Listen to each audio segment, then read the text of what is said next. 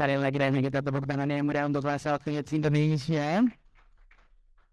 Baiklah, tidak usah berlama-lama lagi. David akan memanggilkan orang-orang hebat yang hari ini akan bersama teman-teman semuanya akan membawakan talk show yang sangat keren banget pastinya ya.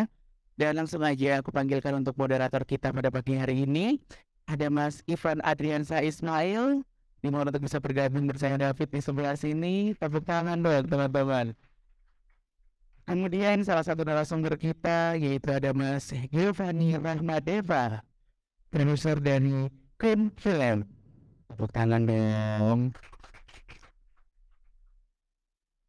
Selanjutnya kami panggilkan Bapak Reza Servia, produser dari Star Vision.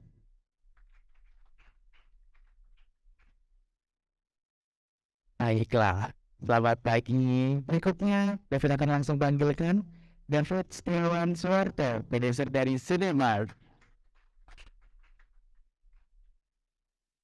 Baiklah, masih saya waktunya David berikan kepada Mas Ivan. Ya, selamat pagi. Assalamualaikum warahmatullahi wabarakatuh. Selamat pagi jelang siang.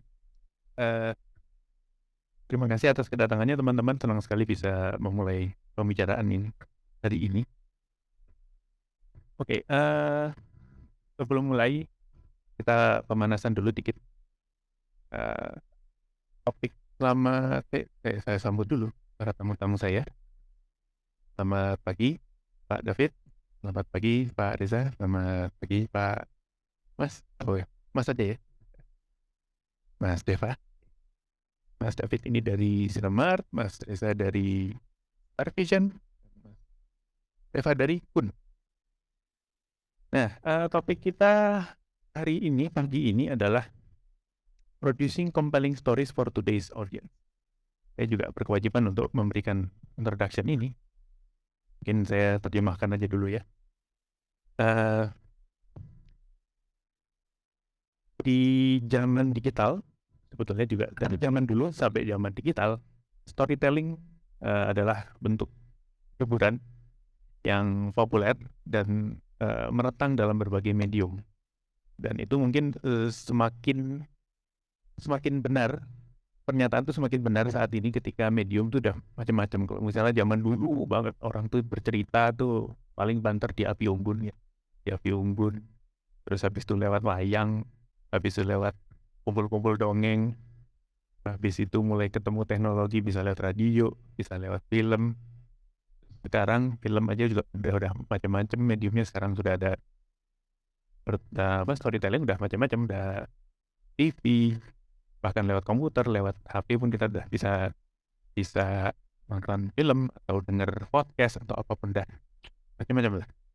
Nih dari Twitter, bahkan Twitter pun bisa, dari Twitter thread sampai adaptasi buku. Produser punya banyak kesempatan untuk menghidupkan cerita-cerita itu. Tapi tidak semua cerita, tidak semua kisah is worth producing. Sebenarnya pantas diproduksi secara finansial atau secara estetik. Nah ini menarik. Ini kita akan bahas nantinya kenapa dan siapa yang memutuskan itu gitu ya. Dalam diskusi ini kita akan mengeksplor lebih banyak, lebih jauh tentang apa sih cerita yang itu untuk diproduksi. Apalagi kita tahu ya, kayaknya nanti ke depan akan mengalami sendiri semua, bakal bikin film itu susah dan mahal. Apakah dengan mahalnya dan sulitnya bikin film itu, apakah itu jadi sesuatu yang bisa diukur resikonya? Kita tahu kalau kita keluar duit ini, kita keluar effort ini, hasilnya agak gini, atau benar-benar gamble saja. Gambling dalam artian kita nggak tahu nih bakal dapat atau enggak, bakal menghasilkan atau enggak. Kita udah buang duit ternyata enggak laku. Sesuatu tantangan lagi. Bagaimana mengelola tantangan-tantangan itu, dan kemudian juga kita akan bahas tentang dampak dari streaming platform banyak, Netflix, HBO Go, Amazon Prime dan teman-temannya, video dan teman-temannya, dan apa dampaknya ke ekosistem perfilman di Indonesia, dan sebetulnya apa sih yang kurang dari ekosistem film di Indonesia untuk bisa perfilman Indonesia dan konten lah ya. Mungkin nggak cuma film aja, itu bisa jadi sesuatu yang sustainable dan berkelanjutan dan mudah-mudahan nggak bikin bangkrut para kreatornya. Nah, eh mungkin sebelum mulai, mungkin teman-teman pernah lah ya, pasti ada yang nonton film atau serial atau apapun gitu, atau pernah baca novel, whatever, yang adegan misalnya bayangkan seorang seniman atau pembuat film, pembuat apapun gitu ya, artis, desainer gitu yang berantem sama yang ngewitin. Saya maunya bikinnya gini.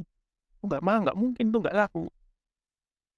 Kamu harusnya begini, gini. Saya tahu harusnya gini. Nggak apa, saya gini. Wah, itu mungkin semuanya udah pernah tahu lah. Itu tipikal banget. Itu pasti ada perdebatan seperti itu, perkelahian seperti itu.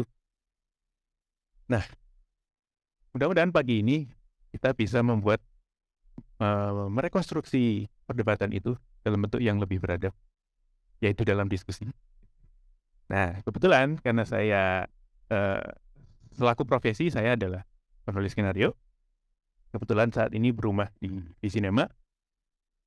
Tapi saya juga seorang pemutar film yang di Kinoforum Dewan Kesenian Jakarta. Kemarin programnya tertunda karena birokrasi, maaf, curhat colongan dikit. Saya merasa dalam posisi yang mirip-mirip sama seniman rewel tadi untuk menanyakan pada para produser, harusnya kayak gimana sih? Harusnya seperti yang bagaimana cerita yang pantas diproduksi. Nah, selamat pagi teman-teman, mudah-mudahan siap untuk saya pertanyakan. Di sini kan ditulis tentang topik kita tentang producing compelling stories. Sebetulnya saya ingin tarik mundur lebih mendasar lagi dulu gitu. Mungkin buat masing-masing gitu ya. Ini mungkin kalau mau tertib boleh silakan bergantian, atau mau saling menyambar boleh, nggak apa-apa gitu.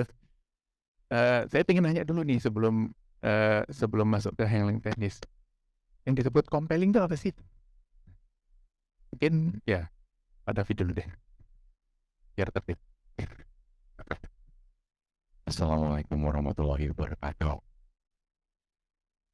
Saya David dari Sinemat, dan di Sinemat kita membuat sinetron. Kita membuat 2000 jam sinetron setiap tahun. Tugas saya adalah untuk bisa mendapatkan 16% audience share, yaitu nomor 1 di televisi di Indonesia. Alhamdulillah kita sudah mencapai itu. Saat ini Sinemat mempunyai pangsa pasar bahkan 30% karena kita mensuplai 2 TV. Jadi kalau untuk saya, dalam pekerjaan sehari-hari saya, compelling story adalah program yang bisa mendapat audience share 16%. Tapi tentunya industri kita tidak sekecil itu. Dan televisi juga bukan bagian yang sedang bertumbuh. Kita semua sama-sama tahu, mungkin di ruangan ini yang nonton TV tidak banyak.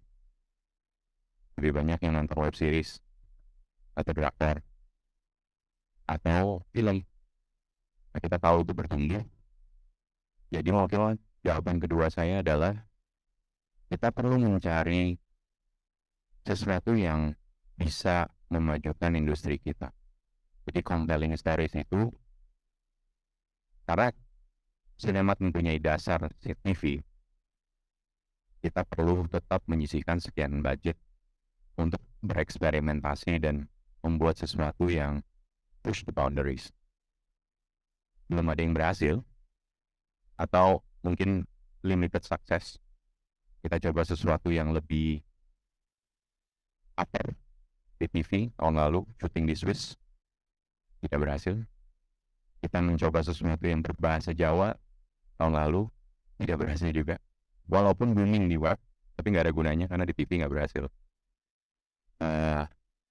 Atau salah satu sister company kita di grup ada screenplay yang membuat Big Four film untuk Netflix, dan infonya itu berhasil selama seminggu, katanya nomor 1 di dunia. Nah, kita berharap bahwa membuat hal-hal seperti itu tuh bisa membuka jalan untuk kreator-kreator Indonesia lain supaya bisa mendapat lebih banyak kepercayaan. Mungkin mirip seperti sekarang drama Korea. Semua streaming ada Koreanya. Kok bisa gitu? Karena udah ada kepercayaan. Kenapa mereka percaya? Apa sih metriknya? Jumlah orang yang menonton. Pada akhirnya jumlah orang yang menonton. Kalau misalnya di TV yang menonton dengan gratis, di tengah-tengah iklan yang begitu banyak, atau kalau di online, bayar. Jadi compelling stories buat saya full komersil. Mohon maaf untuk semua teman-teman yang artistik dan estetik dan all that. Saya harus dapat bottom line profit. Walaupun pendiri Cinemat sebelumnya Bapak Leo Sutanto bilang bahwa kreativitas itu tidak ada harganya. Dan kalau di Amerika sana, konsep itu dibuat dulu sebelum budget. Kalau di sini berbeda, budget itu dibuat sebelum konsep. Mungkin rangkumannya ada dua. Satu, audience share kalau untuk TV. Yang kedua adalah program yang bisa mengadvance industri kita. Itu yang saya cari. Mungkin dari Mas Reza selaku wakil dari Star Vision yang kita tahu film-filmnya juga banyak memikat penonton. Oke, selamat pagi semuanya. Aku izin campur pakai bahasa Inggris juga ya, karena ini bulan puasa agak lelet otaknya kadang kalau pakai Indonesia semua. So I think for me, what it comes down to is that every movie, every audio-visual story, even if it's on TikTok, if it's on Twitter, if it's on YouTube, if it's on the big screen, if it's on OTT, it's all about an interesting perspective or snapshot of life. So it could be what happened, could be what's happening, it could also be what could happen. So if you talk about Marvel, that's what could happen, what could be happening. If you talk about documentaries, it's what happened.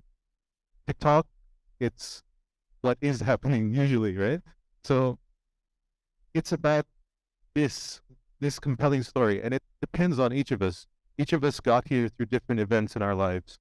So what's interesting to me is not necessarily what's interesting to Pak David or to you guys. So we're taking this snapshot and we're taking a bet. Will other people find this interesting? Will this little story that I'm telling, this little 5-second video on TikTok, will other people watch it because they find it interesting? Will this movie, this 1.5-hour movie that costs, berapa M, will other people find it interesting enough to watch, to pay tickets to watch? Gitu. Kalau menurut aku, karena pada dasarnya itu karya audio visual itu harus menceritakan sesuatu, menyampaikan sesuatu. Kita memang mencari bahan yang menurut kita interesting. Menurut kita orang lain juga akan tertarik. Itu yang dasarnya menurut saya compelling story. Step berikutnya yang Pak David udah sempat nyinggung, apakah itu bisa menjadi sesuatu story yang komersial atau tidak? Silakan, Mas Deva. Halo semuanya, selamat pagi. Saya Deva dari Kun Films. Mungkin di sini saya melengkapi karena tadi langsung ke dasarnya, matriksnya. Pak Reza mungkin lebih ke Korea dulu. Kalau saya sih mungkin sedikit melengkapi, kayak buat saya compelling stories tuh emang satu hal yang bisa dibilang distinktif, yang unik, itu dulu sih yang penting. Tapi at the same time juga universal. Jadi tadi menurut kita enak, asik, terus ditarik ke orang lain itu jadi menarik, itu dulu compelling tuh. And it goes to commercial, bla bla bla itu. Sorry. Appeal-nya ini yang biasa tugas produser untuk cari tahu kira-kira ada nggak yang bisa dibangun untuk mendekati menjembatani ke penonton tadi. Jadi sebenarnya semuanya tuh bisa tiba-tiba appealing juga, tergantung. Tiba-tiba lagi tren ya appealing kan, tiba-tiba udah nggak tren nggak appealing lagi. Jadi ujung-ujungnya gimana cara kita jembatanin juga dia juga. Cuman kalau mau ngomong core-nya ya tadi sih, jadi emang sesuatu yang unik tapi at the same time universal juga.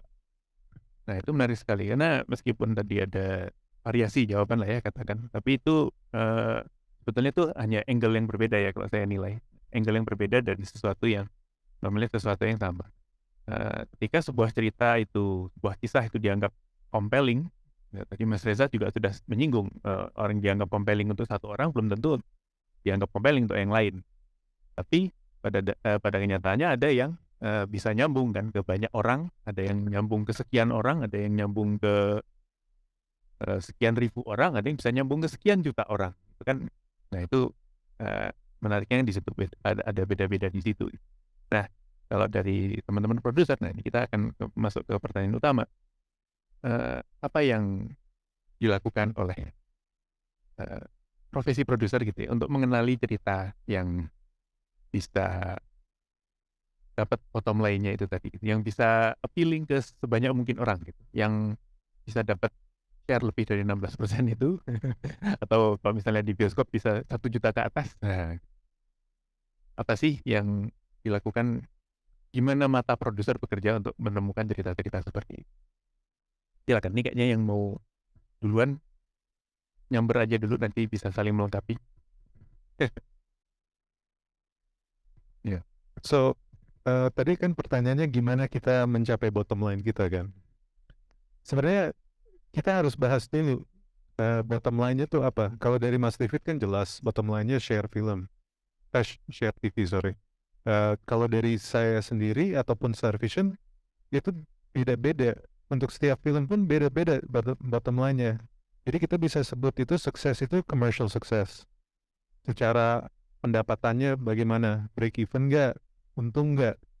Tapi ada juga art critical acclaim di dalam industri, dapat penghargaan nggak secara quality-nya, aspek-aspek di filmnya, di pembuatannya, apakah itu standar yang cukup tinggi sehingga bisa dapat akreditasi dari teman-teman industri ataupun luar Indonesia. Ketiga, personal happiness that you've made this project. Itu nggak bisa kita nilai ya, itu nggak ada, itu hanya nilai pribadi kita. Kadang ya mungkin banyak malah film yang ada produser Indonesia bikin, mungkin secara komersil tidak sukses, tapi mereka ada satisfaction, kepuasan, kebanggaan, mereka udah menyampaikan karya mereka di ruang publik gitu, udah bisa nyampe di situ. Itu ada 3 metrik menurut saya minimal ya, mungkin ada yang lain juga, tapi itu bisa sukses tuh nggak sama penilaiannya untuk semua orang. So kita harus balik lagi, ini cerita yang kita mau bikin ini, film yang kita mau bikin ataupun series yang kita mau bikin, apa metriknya? Jangan semuanya dibikin commercial success, karena nggak semua cerita itu bisa mencapai commercial success. Kita harus jelas marketnya siapa, kita sendiri juga harus jelas apa yang akan bikin kita happy. Kadang tuh ada film yang kita selesai aja, berhasil bikin aja udah happy gitu. Belum tentu main, belum tentu dapat sekian penonton tuh udah happy gitu. Kita udah melewati banyak up and down untuk menyampe di titik film ini bisa jadi. Itu juga bisa jadi sukses. So don't let others define success for you. You have to define it yourself, in my opinion. Thank you. Kalau saya akan share sedikit tentang proses yang kita lakukan untuk meningkatkan success rate-nya. Kembali lagi dari kacamata yang berbeda, lebih ke TV. Jadi kita meng-approach sebuah cerita itu seperti startup. Di Cinemat itu ada 5 produser. Masing-masing produser punya 2 kesempatan untuk gagal setiap tahun. Terserah bikin apa aja. Mau pilih siapa aja yang bikin, nggak ada masalah. Tapi kalau gagal 2 tahun, nggak ada proyek lagi untuk setahun itu. Dan setelah dibuat pilotnya, tentunya dengan budget tertentu, akan ditonton oleh pembeli. Dalam hal ini SCTV atau Indosiar, ataupun video, ataupun yang lain-lain. Tapi untuk saat ini masih lebih ke TV. TV itu akan menjadi gerbang pertama. Mau tayang atau enggak. Kalau nggak tayang, nggak buang. Dan itu gagal. Kalau tayang, yang akan ngejudge itu penonton. Jadi biasanya kalau kita punya waktu, kita lakukan semacam FGD dulu. Yang pertama kita lakukan di tim kita sendiri, karena tim kita juga beragam umurnya dan sosioekonomiknya. Di tim TV station itu sendiri. Mereka nonton, mereka memberikan feedback terpisah, itu merepresentatifkan penonton pada umumnya. Setelah itu kita melakukan FGD. Yang kita tonton adalah muka orang yang lagi nonton. Kita mau tahu dia ketawanya di mana. Kalau dia nggak ketawa, buang. Kalau itu komedi ya, berarti nggak lucu. Karena biasanya sutradara sama produsernya pasti merasa lucu banget tuh bareng. Yang nonton nggak merasa lucu, mati kita. Dan sutradara sama produser bilang ini sedih banget, ini keren banget gitu kan. Gak ada yang nangis, main HP semua. Nggak bisa itu. Jadi itu dua yang kita lakukan. Dan cukup jitu kalau saya bilang. Karena seringkali kompetitor kita tidak melakukan itu. Main tayang-tayang aja gitu.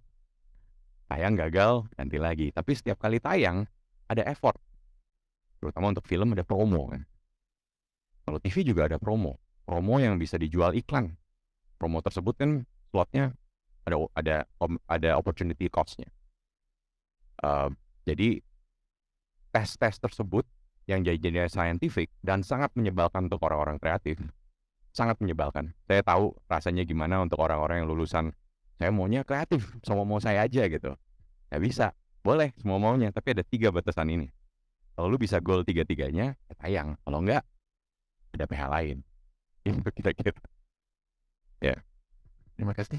Mungkin Mas Yova. Ya, menarik sih soalnya dari komposisi duduknya juga menarik kan. Pak David di kanan, Pak Reza di tengah, saya yang mewakili independent producer di kiri. Maksudnya kalau mau define success ya mungkin tadi saya coba bongkar dulu, misalkan kalau mungkin Star Vision wakili Pak Reza mungkin karena studio base mungkin let's say setahun minimal harus supply 4, let's say cuma 4 ya Pak ya. Harusnya lebih, cuman di sini let's say 4. Tapi kalau independent producer itu mungkin 4 tahun cuma 1.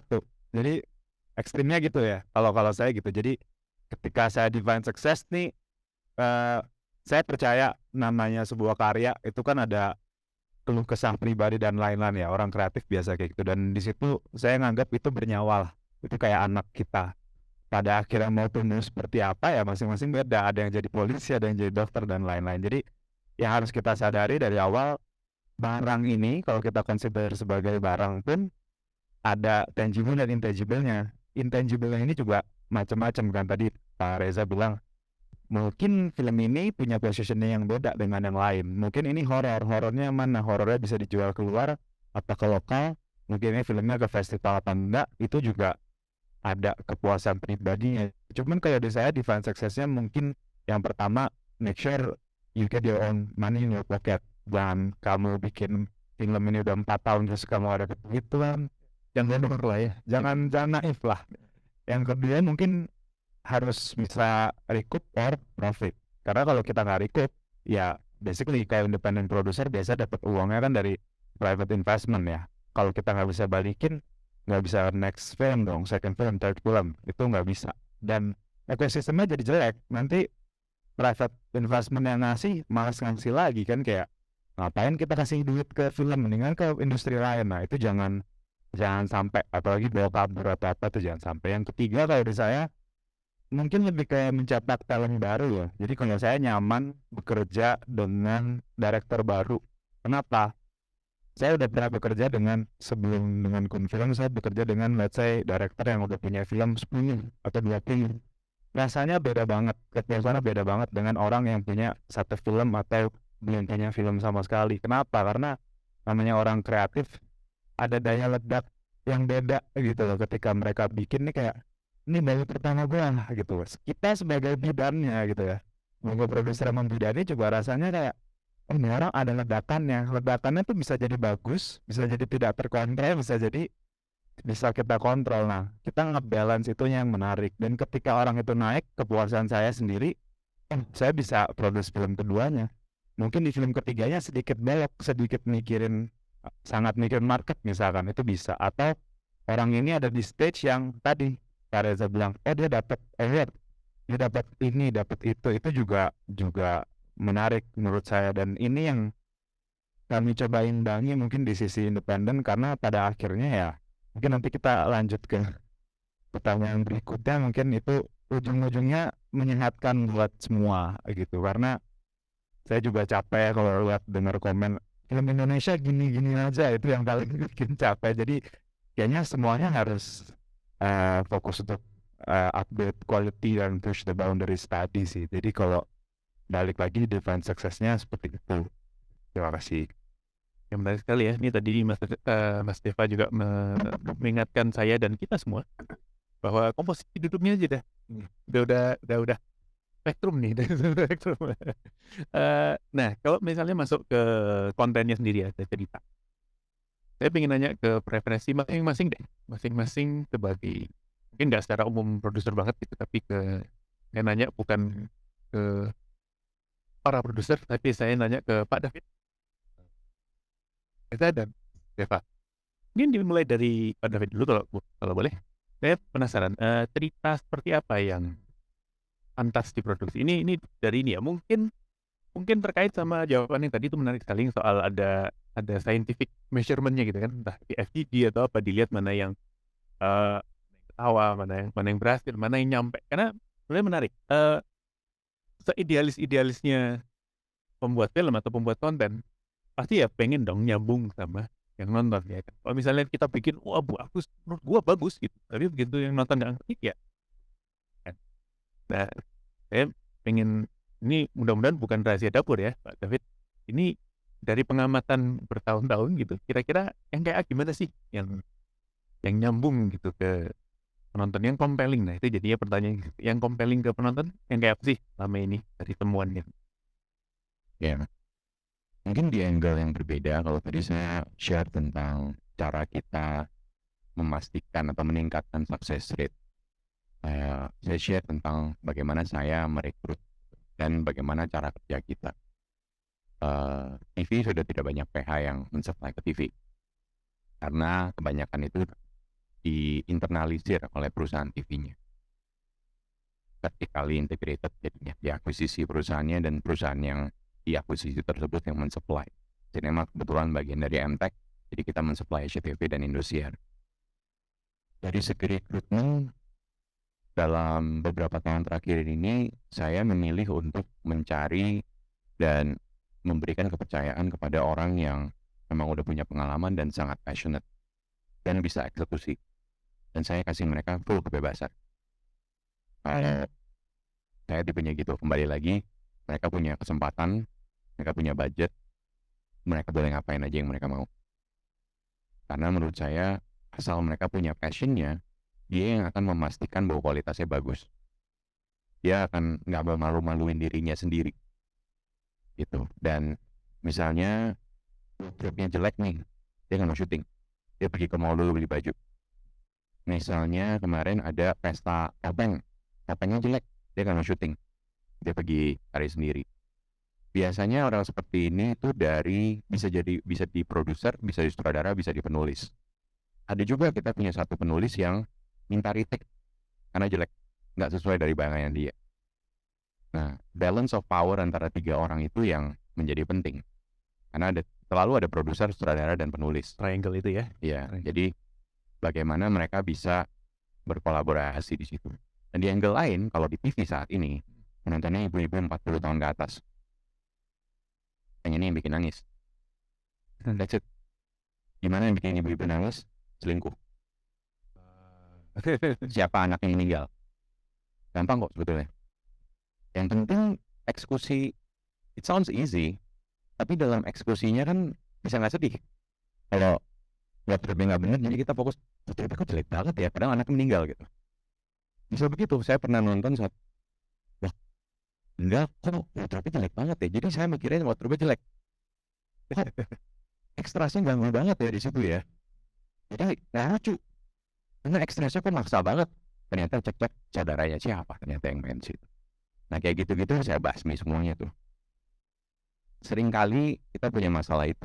Tapi kalau ada orang-orang yang benar-benar jagain, kita kasih mereka kepercayaan, biasanya hasilnya bagus.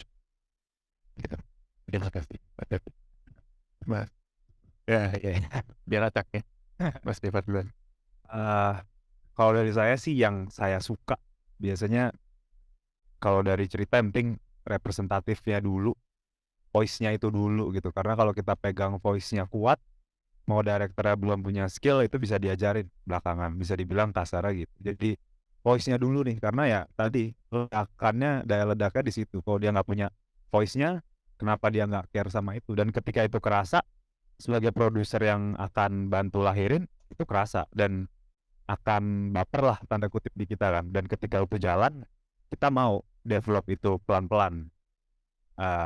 Yang kedua, mungkin balik lagi, seorang kreator akan bilang, saya mau bikin karya yang personal gitu kan. Tapi kadang-kadang gue selewengkan itu dengan pokoknya semau gue gitu kan. Itu kan nggak nyaman juga ya, karena produser harus mikirin banyak hal. Jadi make sure kalau mau karya itu worth enough, ya orangnya juga harus worth enough untuk diajak kerjasama. Dalam artian ya itu tadi, dia mau nggak dibikin supaya ada appeal-nya ke market. Itu juga memang harus diomongin, karena kita jangan mentiadakan penonton sama sekali gitu. Walaupun ujung-ujungnya yang harus puas pertama nonton kita juga gitu. Cuman kadang ada beberapa filmmaker yang nggak mau mikirin sama sekali, dan itu juga akan capek ya di kita. Jadi ya itu sih, make sure kalau di saya 2 itu syaratnya. Pasti. Aku setuju banget sama yang Mas Niko sampaikan sih. Pertama itu story-nya compelling apa enggak, bisa bikin kita baper atau enggak, itu sih. Karena semuanya kita nonton ke bioskop, nonton sesuatu, kita pengen merasakan sesuatu. Apakah itu rasa ketakutan, rasa ketawa, komedi, drama, itu beda-beda. Tapi kita pengen merasakan sesuatu. Kita pengen lebih, pengen feel something different. Kalau nggak mau feel, ya nggak usah bayar, nggak usah nonton. Just do something else gitu. But like as Eva bilang, kita gimana sebagai produser, kita melihat mana yang bisa bikin kita feel, mana yang compelling, tapi mana juga yang bisa take the next step dan bisa menjadi sesuatu yang profitable, gitu kan. It's not all compelling stories are profitable, gitu sih. Mas David juga sempat nyinggung bahwa kita ada expertise masing-masing. Kita bisa membantu orang yang punya vision yang cukup cerdas atau cukup unik atau cukup compelling. Kita bisa mengisi kekurangan mereka, sehingga story itu dibuat sesuatu yang memang ada kesempatan menjadi sesuatu yang komersial. Itu sih. Ini saya jadi penasaran untuk ngejar lebih jauh nih Mas Reza. Tadi sempat kesebut nih, not every compelling stories is profitable. Gimana kalau ada yang profitable tapi nggak compelling? Bikin juga. Well, it's up to you, right? Kalau Star Vision kebetulan kita memang sudah menjadi ini sebagai bisnis yang kita ada framework yang kita bisa bikin cukup banyak cerita dalam setahun. Jadi tentu kita nggak semuanya kita bikin tempo project, bukan semuanya kelasnya yang tertinggi, yang kita akan all out gitu. Ada juga yang posisinya art ataupun yang lain gitu. Jadi strateginya saling mengisi ya. Nah ini nyambung nih ke pertanyaan berikutnya. Apakah memproduksi film itu sebuah gamble, perjudian? Padahal judi itu haram kan katanya. Nah, faktor-faktor apa yang bisa dikontrol untuk memitigasi resiko ini? Kan ya kita tahu bikin film itu mahal, susah. Terus hasilnya kita belum tahu nih. Kita merasa ini compelling, kita merasa ini bagus. Ini nanti kita nggak tahu yang nonton berapa, hasilnya berapa, dan itu gimana cara untuk meminimalisir itu? Meminimalisir kerugian tadi. Judi apa enggak ya? Judi apa enggak mungkin lebih ke bahasanya, kalau studio ya, kalau berpikir ala studio kan nggak mungkin filmnya cuma satu ya. Jadi mungkin satu itu kita buat terobosan, 2 super aman, yang keempat aman aja gitu ya. Jadi nggak mungkin, kita sebagai maker juga pasti punya passion untuk bikin sesuatu yang terobosan. Terobosannya apa? Karena bisa jadi tren yang kemarin udah 5-10 tahun udah mulai decline, kita bisa lihat trennya gitu. Jadi sebenarnya ini sesuatu yang bisa diukur kok. Misalkan kemarin drama religi udah turun, Pasti kan sebuah PH mau bikin satu lagi yang apa ya, tiba-tiba horor nih mulai naik gitu. Tapi sekarang horor naik, kita ambil amannya horor. Cuman kan pasti sebuah PH atau studio besar kan mau bikin 1, 2 terobosan yang tadi Pak David juga coba. Jadi menurut saya sih nggak bisa dibilang gambling ketika kita apa ya, cuman 25% mungkin yang kita gambling, yang kita bettingin, selebihnya cukup aman pasti. Tapi kalau kiat-kiatnya sendiri, kalau dari sisi saya sebagai independent filmmaker, sebenarnya balik lagi mitigasi resikonya dari awal. Misalkan saya dari awal akan buat produksi ini jadi co-production within our region or outside. Jadi kita bisa bikin pendananya, investasinya, production company-nya dari mana? Oh, ternyata dari 3 negara. Dari cara itu yang kita taruhkan uangnya nggak sebanyak itu. Yang pertama itu. Tapi di hal pertama itu ada kolaborasi juga jadi menarik. Jadi mau nggak mau kualitinya jadi lebih bagus dong. Karena yang punya say banyak, yang ikut kru yang ikut terlibat juga macam-macam. Jadi kita punya apa ya, all view lah, dari kita bisa jual kemana-mana misalkan kalau in our case ya, kalau dari Kun dan dari saya sendiri. Yang kedua mungkin kita bisa seek para funding and grants itu mungkin kayak dana hibah ya. Jadi kita dapat uang yang tidak perlu kita balikin. Tujuannya apa ya, untuk meminimalisir resiko tadi. Jadi mungkin 20%-nya dana hibah, jadi kita harus bertanggung jawab untuk balikin ke investor itu 80%. Dan dengan dana hibah itu, si let's say project Kun tadi misalkan, itu bisa punya visibility yang lebih kuat untuk masuk ke festival yang punya market besar. Market besarnya apa? Untuk dijual lagi ke distributor di luar gitu. Dan yang terakhir sih lebih ke kayak internal ya. Jadi lebih ke internal. Jadi kita harus positioning dulu filmnya seperti apa gitu. Karena mungkin dari tadi kita bicara market lokal ya Pak ya. Kalau dari saya sendiri punya pengalaman, ada kok satu film Indonesia let's say yang bisa kita jual keluar juga. Keluar dan dalam, bahkan keluar doang. Misalkan terakhir saya bantu di Marlina. I believe habis ini akan sama Star Vision ya, Mbak Meli ya. Ntar lagi syuting. Lalu di Marlina itu bisa dibilang kita punya dana hibah tadi, punya funding sekian persen. Jadi nggak harus tanggung jawabnya nggak 100% itu. Kemudian koproduksi juga dengan negara-negara di luar, one clothing orang luar, bla bla bla. Akhirnya kita bisa bercokol di salah satu festival besar. Di festival besar dibelilah sama distributor dari luar. Jadi makin resikonya makin turun lagi tuh. Karena sebelum kita rilis di Indonesia udah dibeli dulu di luar. Jadi mungkin festival bukan ajang keren-kerenan kalau di independent filmmaker, tapi lebih kayak kalau kita ke department store, kita ke Sogo atau Metro, sebut merek ya. Di depan kan ada etalase kan. Nah, film festival itu kurang lebih ditaruh di depannya itu. Habis itu nanti ada para pembeli dari berbagai negara. Jadi sebelum masuk bioskop tentingan kita udah dibeli dulu. Itu makin turun lagi resikonya. Terakhir pas kita masuk di Indonesia ya, mungkin kita cari partner misalkan yang memang lebih punya kekuatan untuk di 21 misalkan. Nah kalau boleh cerita dikit, misalkan Marlina dulu mungkin kita target nggak nyampe, kita 50.000 aja udah mungkin cukup gitu loh untuk recoup di Indonesia. Tapi ternyata kita malah dapat lebih 150.000. Jadi ada hal-hal tadi yang bisa disiasati dan dibalikin lagi. Positioningnya seperti apa, ambisinya seperti apa. Bahkan terakhir saya bantuin filmnya Mas Corlenio Sani, itu talentnya di festival di Udine, Paris Film Festival di Itali, kemudian di Busan Fantastic Film Festival. It's a genre project horror, belum tayang di Indonesia, tapi kita udah didistribut sama Well Go di US dan ada di Apple TV US, DVD-nya udah ada di US juga, dan itu bisa dibilang udah hampir recoup. Jadi ya tinggal nunggu bonus. Jadi sebenarnya bisa disiasati kok, tergantung ambisi kita mau kemana gitu. Mungkin kalau untuk yang di Indonesia, Nah, itu menarik sekali karena tadi itu sudah menyodorkan satu jenis bisnis model ya, bisnis model, dan mungkin kita dari Mas Reza dan dari Mas David kita akan dengar bisnis model yang lain lagi. Kalau di Indonesia gimana? Tadi kan pertanyaannya is it a gamble, right?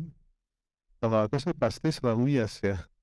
Tapi it's like Mas Dika bilang, it's all about minimizing the risk. Jadi expertise kita membaca market about minimizing the risk. So Mas Dika sempat singgung soal secondary revenue stream, misalnya OTT, festival, even grants, itu kan semua revenue streams gitu kan. Sehingga kita bisa beneran minimize how risky is it when we finally play the bioskop. It's always going to be risk, but it's up to us to spend our time, our effort, to learn about the ecosystem, to learn about the industry, to learn about the opportunities, so that we can minimize that risk as much as possible. So ya, maksudnya yes, it's always going to be risk. Even untuk Mas David yang megang IP-nya, yang bikin kontennya sendiri dan tayangin di platformnya sendiri, it's a risk karena tetap tergantung viewers pada akhirnya. Meskipun gamble ini katakanlah ini calculated gamble lah ya. dari I agree, saya setuju. Untuk TV, risknya adalah penonton nggak menonton dan sayanya diganti. So it's not nice. Tapi menurut saya kita pun mitigate the risk karena kita sudah tahu dari TV-nya akan bayar berapa sebagai PH ya. Sehingga asal kita bisa mengkontrol cost, harusnya nggak rugi secara finansial. Cuma karena kalau jika penonton TV-nya tidak banyak, TV-nya nggak akan rugi dan kitanya nggak akan diganti. Itu yang akan terjadi. Untuk film, Cinemat sudah 12 tahun tidak membuat film. Sampai kita sedang mempelajari, itu salah satu sektor yang perlu kita masuk. Exactly karena faktor gamblingnya tadi.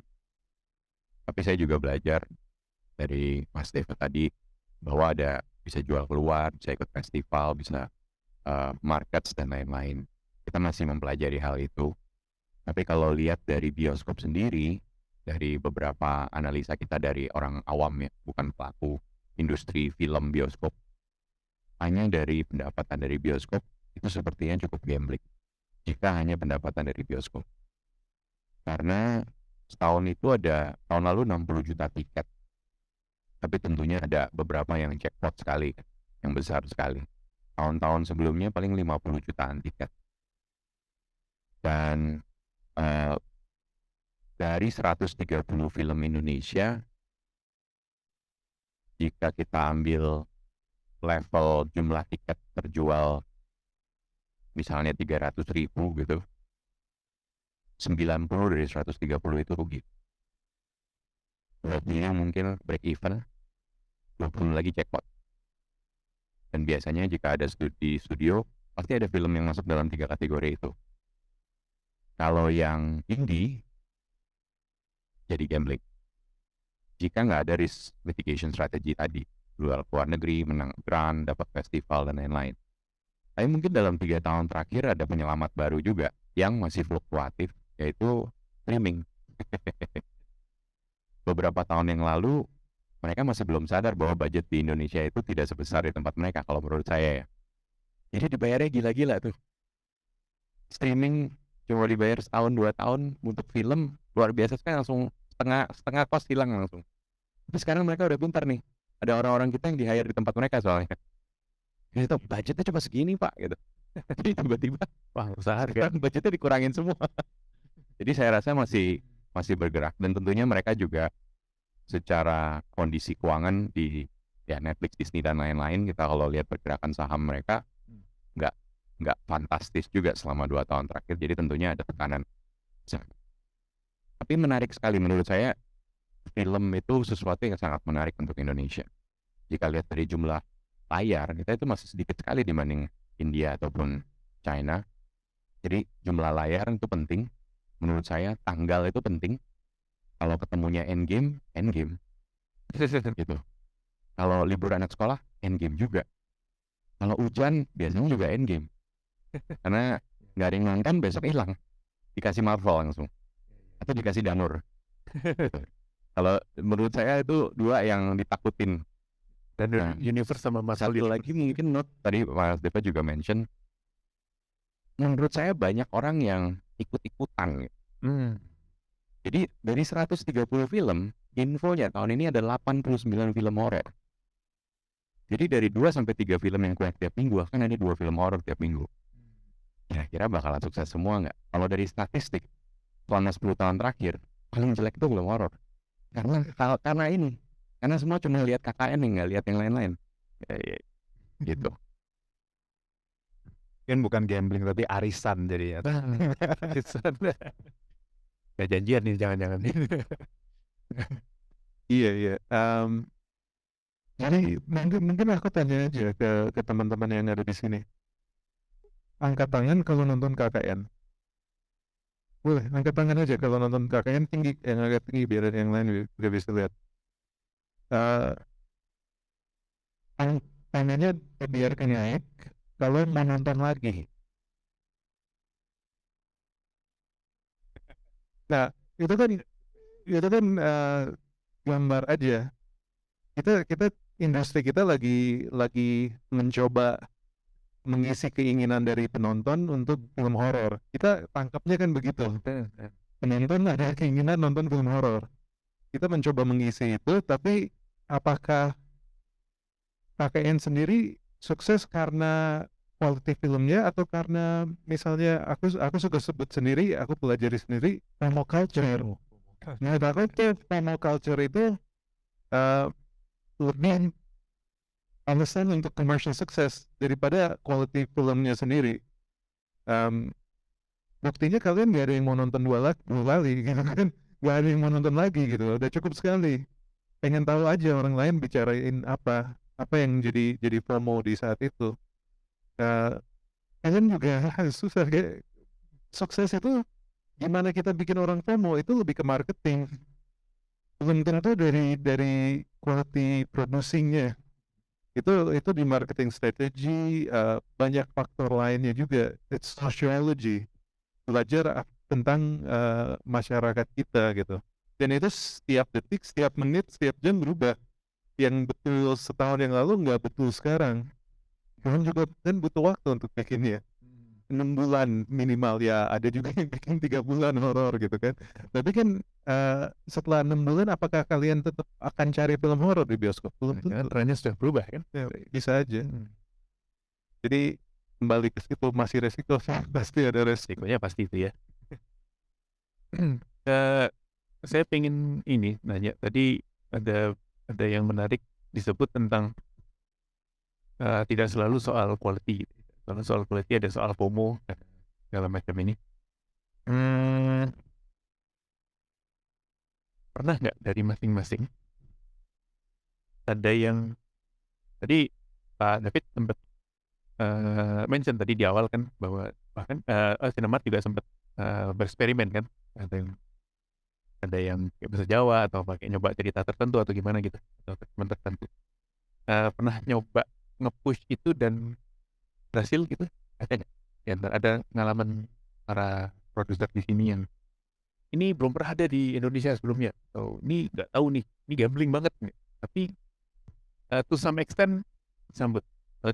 Ada pengalaman itu untuk nge-push itu. Kebetulan Survision ada berapa tahun yang lalu, udah cukup lama ya sekarang. Kayak kita misalnya mungkin kita bisa dibilang yang mulai dengan direktur baru kayak Komika. Raditya Dika itu pertama dari kita. Terus di luar Komika juga ada dengan bahasa Jawa, Iris Band, Bayoskak. Itu kita memang gambling di situ, belum ada market yang jelas. Mereka juga bukan pembuat experience gitu kan, tapi kita melihat versi mereka melihat ada sesuatu keunikan dari penyampaian cerita dari mereka, sehingga kita inline di situ. Dan kebetulan yang aku sebut jackpot ya, mungkin aku nggak sebut yang jackpot kali gitu. Pak David ada? Ya, tadi kan sempat ada beberapa eksperimen. Ada nggak yang nyantol dikit? Di TV belum ada. Dan pengalaman saya di TV baru 2 tahun lebih, jadi belum cukup panjang juga. Semoga kedepannya akan ada. Tapi produksi kita yang tayang di TV itu juga tayang di video yang bahasa Jawa itu. Jadi konten paling tinggi sepanjang masanya video. Menarik. Walaupun yang bayar TV, dibatalkannya. Ya, tapi itu jadi good insight. Akhirnya mereka sekarang mau bikin program-program bahasa Jawa. Nah, itu menarik. Ya, Ada atau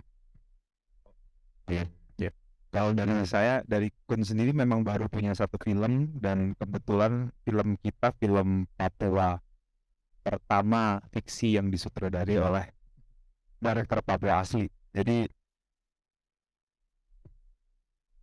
kita sangat-sangat nekat karena yang tadi kita percaya sama voice-nya tadi. Ketika dia rakyat, ya kita ajari sedikit, kasih blueprint-nya, kasih sistemnya, bisa jalan. Dan yang menarik, film ini kemarin tayang di JAV, dapat special mention, Best Performance Award kemarin di Cinema Asia di Amsterdam.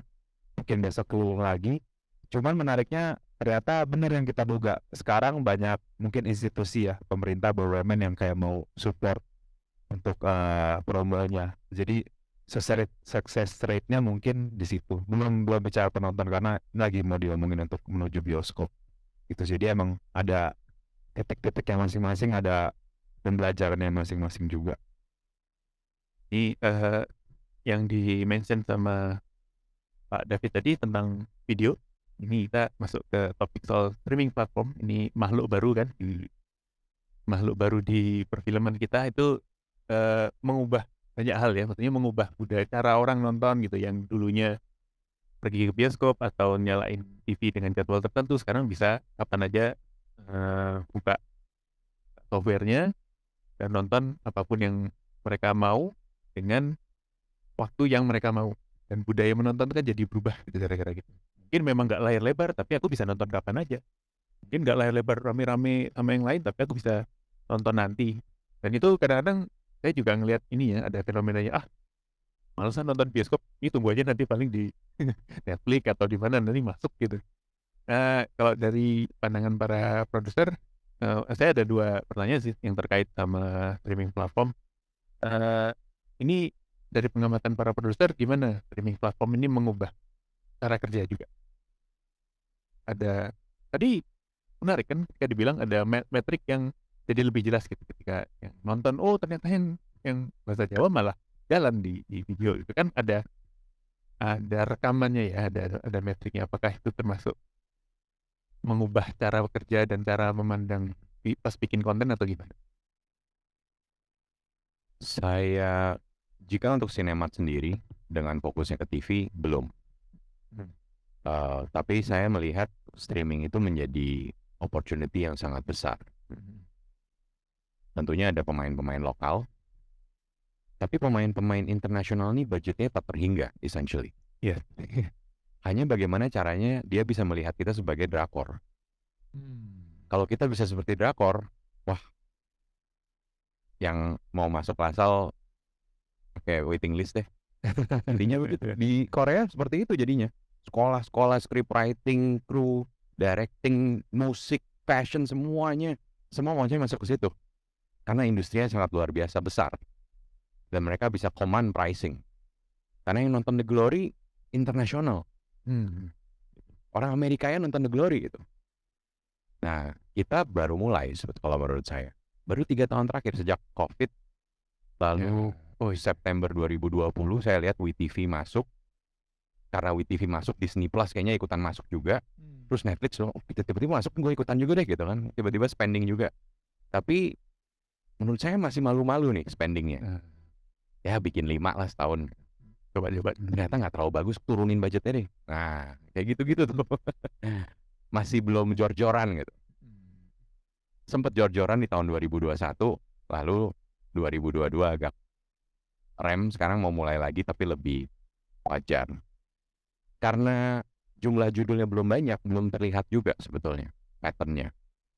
Yang benar-benar menjadi sensasi dan dibicarakan orang kan baru mungkin layangan putus.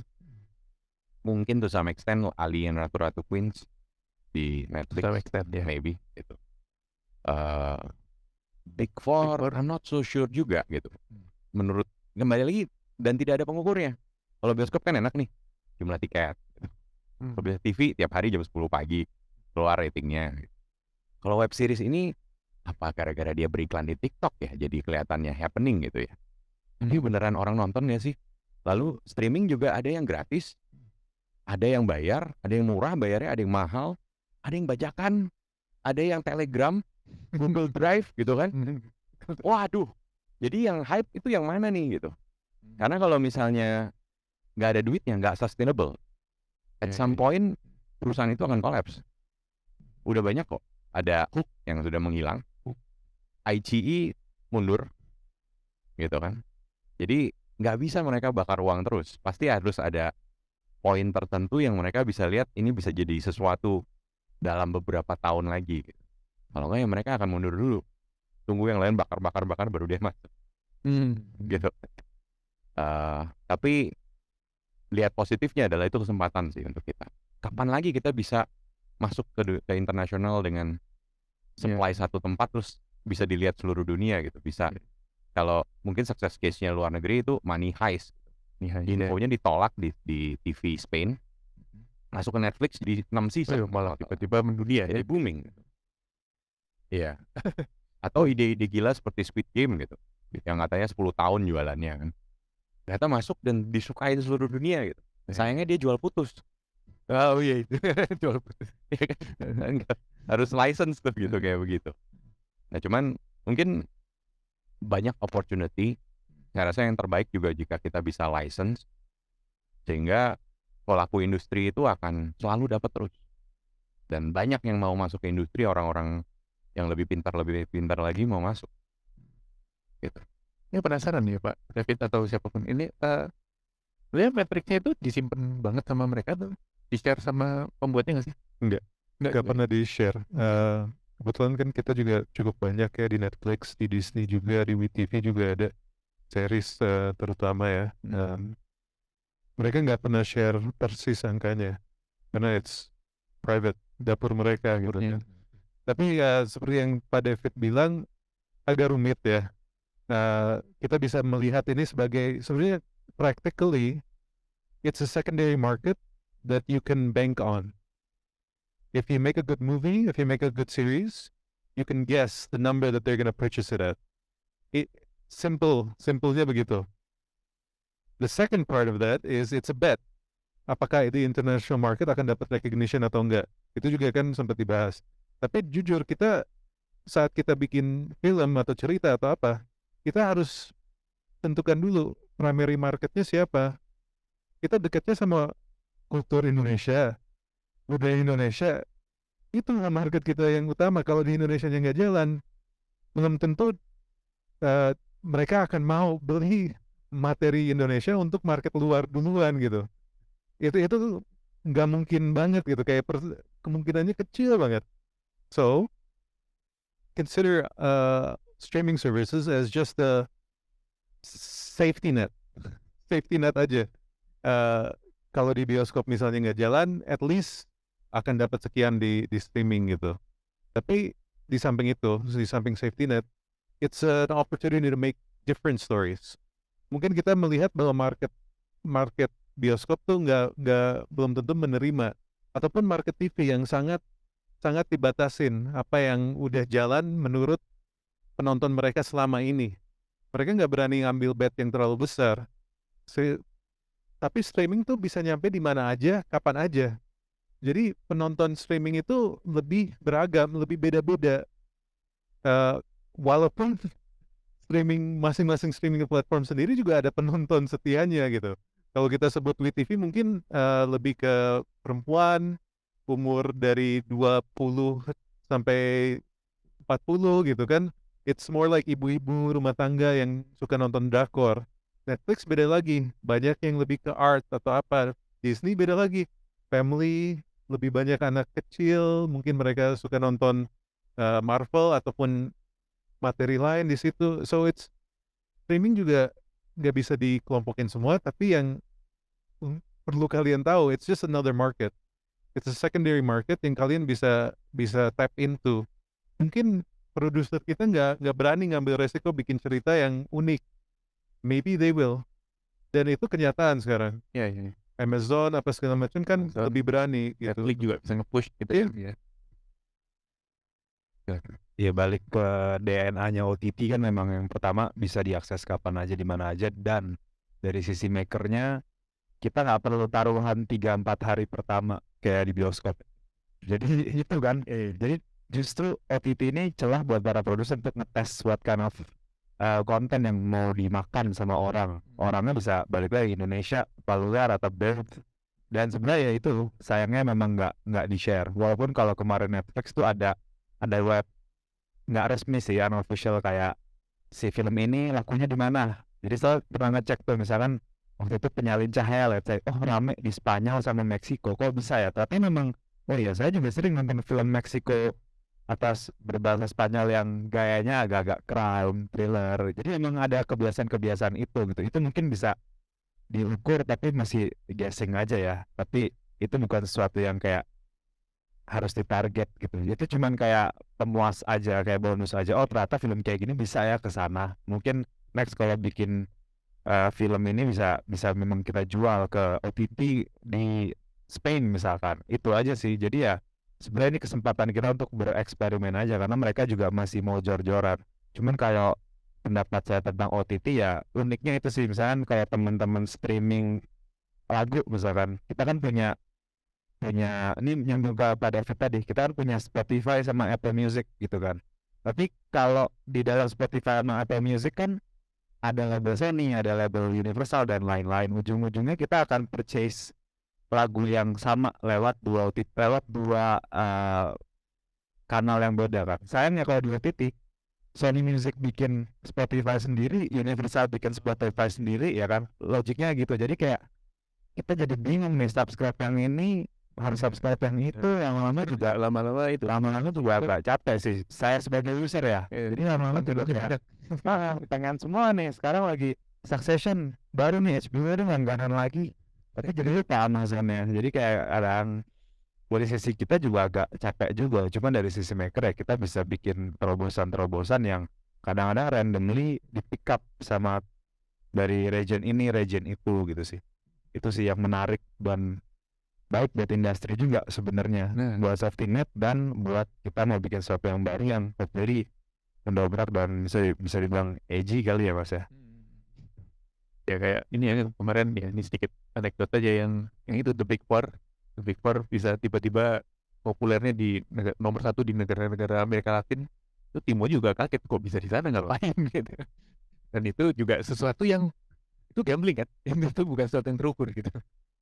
Kebetulan A Perfect Fit itu kan Netflix original pertama di Indonesia, dan sama kita itu kita dapet info bahwa lakunya tuh selain di Indonesia, di Brazil, di South America, yang kita juga kaget gitu, kenapa mereka suka banget level HD gitu kan, kita like kenapa gitu, tapi ternyata emang kena di situ gitu. Dan ya tadi mungkin nyambung fenomena yang dibilang sama Mas Deva, ada bisa macam-macam, kayak ada semacam playground ya jadinya gitu buat OTT buat makersnya gitu. Saya ngeliat misalnya di mungkin yang saya tahu kadang di video misalnya video gitu seriesnya 8 episode panjang-panjang tapi juga variasinya kaya gitu, dan kita nggak tahu nih mana yang berhasil di antara itu gitu. Tapi itu juga bisa jadi kayak suatu apa ya, lahan eksperimen, dan juga orang bisa ngelihat oh yang ini ternyata nyambung loh, ini kita yang ini nge-push yang sini, yang ini disambut sama penonton gitu kan, macam-macam.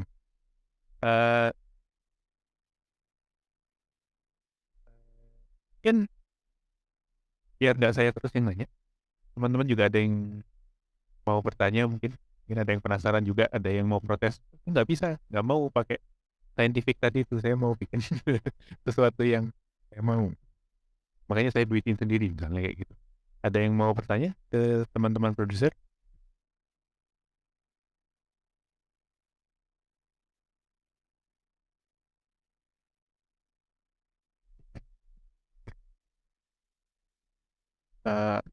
Selamat siang. Terus yang pertama, teman-teman semua dan produser yang di depan. Saya pengen nanya tentang yang tadi bahas tentang streaming platform. Sebenarnya kenalin sorry saya Evan dari Universitas Bakti. Saya pengen nanya seberapa berpengaruh streaming platform untuk film Indonesia gitu.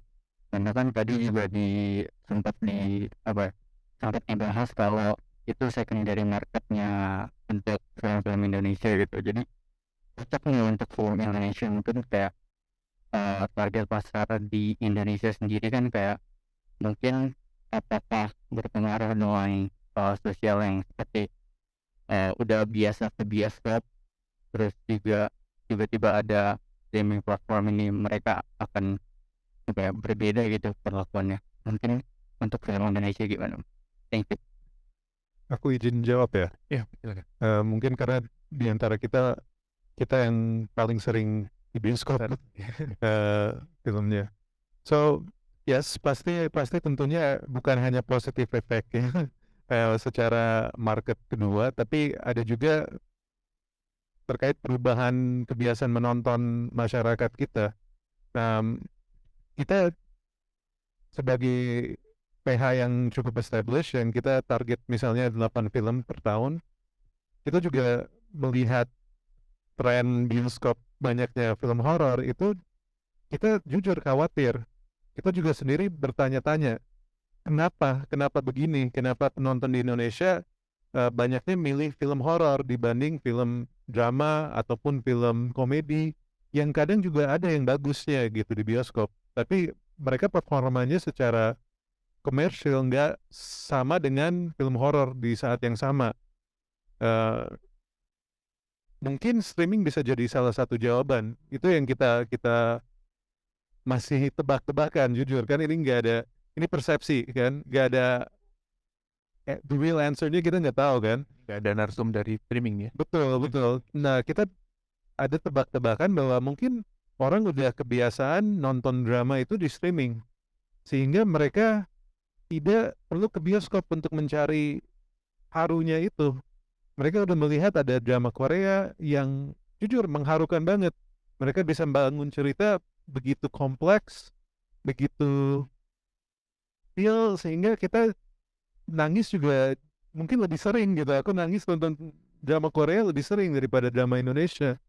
Nah, apakah itu jadi alasan kenapa kalian penonton Indonesia jadi nggak nonton film drama di bioskop? Itu kita selalu bertanya-tanya, kita nggak tahu, tapi itu bisa juga. Streaming memang bukan hanya secondary market gitu. Memang ada plus minusnya, tapi kalau kita di dalam ekosistem yang sehat tuh memang butuh macam-macam gitu, butuh macam-macam role. Jadi kita juga nggak akan mau udah streaming tutup aja di Indonesia, bukan itu caranya. Ini lebih ke gimana kita belajar, gimana kita belajar ekosistemnya, dan how do we exploit it gitu kan. Gimana kita tap into these extra markets yang mungkin kita dari kemarin-kemarin tuh belum sempat ke peta gitu. Ya, terima kasih Mas Reza. Tadi menarik banget ya dari ketika ada hipotesa. Saya juga pernah baca soalnya hipotesa itu bahwa pengalaman ini kan berbeda ya ketika nonton di bioskop sama nonton di streaming. Jadi streaming cenderung bisa sendirian atau ya rame-ramenya paling serumah gitu ya nonton gitu. Sementara kalau di bioskop itu bisa rame-rame atau di dalam kondisi yang ideal lah katakanlah untuk menonton. Dan kayaknya horor tuh memang paling roller coaster ya. Jadi kita di internal kita nebak atau nanya atau gimana. Kalau mungkin aku lebih baik tanya kalian daripada kita nanya di diri sendiri. Kalian kalau nonton di bioskop, misalnya film terakhir yang kalian nonton, aku minta angkat tangan ya. Kalau horor, angkat tangan. Kalau misalnya film terakhir yang ditonton drama, nanti aku tanya lagi. Apakah film terakhir yang ditonton itu horor? Ada yang angkat tangan? Di bioskop horor. Oke. Selain horor, drama mungkin? Terakhir nontonnya apa? Drama. Oke, ada beberapa. Komedi? Film barat? Lebih banyak mungkin? Oke, jadi John Wick misalnya action, oke, nggak sama juga gitu. Kita apakah horor itu jadi tontonan anak SMA karena mereka hanya mau feel yang tanpa harus mikir. Nah, itu. Apakah itu jawabannya? Apakah horor yang mikir juga nggak akan laku kalau gitu? Ya, Maybe. ya. Itu kan kita hanya Ada ya, pertanyaan-pertanyaan gitu. itu ya. Ini semua kita harus trial and error gitu jatuhnya. And kadang film gagal juga bukan karena filmnya jelek menurut aku ya. Penilaian jelek atau bagus tuh beda. Film gagal tuh bisa karena marketingnya tidak cukup, mungkin Yeah. saat production produsernya salah tebak budgetnya, sehingga mereka nggak ada budget untuk marketing yang cukup sehat untuk filmnya. Itu juga bisa jadi alasan film gagal. So it's so complex. Industri kita tuh nggak ada right answer-nya. Kita kembali ke sosiologi. Because masyarakat tuh berubah sewaktu-waktu, kebiasaannya berubah, keinginannya berubah. Kita harus terus belajar menurut aku dan ngikutin tren itu. Terima kasih. Sebelum saya ada satu pertanyaan lagi buat teman-teman. Tapi ada dari teman-teman ada yang mau nanya lagi dulu? Nah, ini udah langsung 3. Ngacung 3 dulu ya.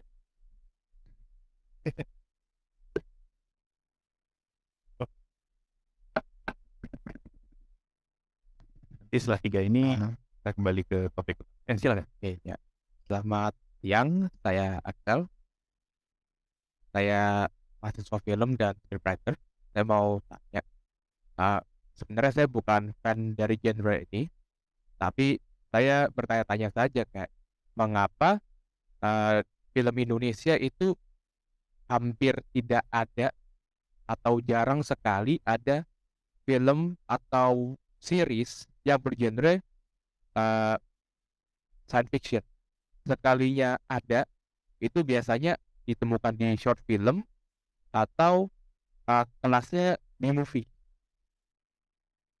Sekian.